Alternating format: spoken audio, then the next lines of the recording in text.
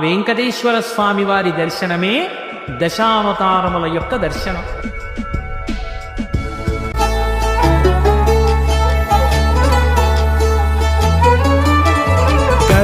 గమన తవ చరణ కమలమిహ మనసిల సతు మమ నిత్యం.